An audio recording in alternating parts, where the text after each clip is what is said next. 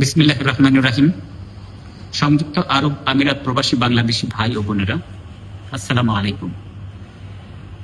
আপনারা সবাই বর্তমান অবস্থা সম্পর্কে যথেষ্ট অবগত আছেন। গতকাল আপনাদের উদ্দেশ্যে দূতাবাস থেকে আমরা দুটি বার্তা দিয়েছি আপনাদেরকে সতর্ক করার জন্য। এই বার্তাগুলোর মাধ্যমে অন্তত দুটি পরামর্শ আপনাদেরকে আমরা দেওয়ার চেষ্টা করেছি, যেগুলি সংক্ষেপে নিয়ে আবার পড়ছি। এক, সবাই নিরাপদ অবস্থানে থাকুন।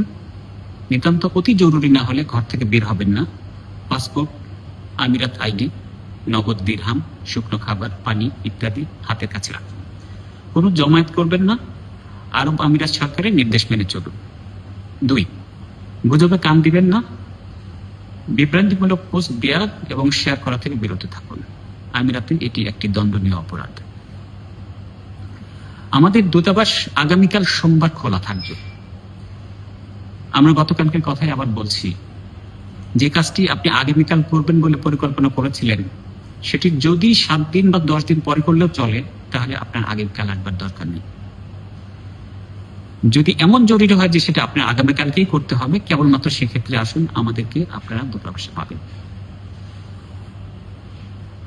প্রিয় ভাই ও বোনেরা, সাহস হারাবেন না। আপনাদের যে কোনো প্রয়োজনে আমাদের সাথে যোগাযোগ করুন। বাংলাদেশ সরকার এবং দূতাবাস ও কনসুলেটের সকল সদস্য আপনাদের পাশে আছে। আমিরাত সরকার এদেশে বসবাসরত সকল নাগরিকের নিরাপত্তার সকল ব্যবস্থা নিশ্চিত করছে। আপনারা সবাই সুস্থ থাকুন, ভালো থাকুন। খোদা হাফেজ।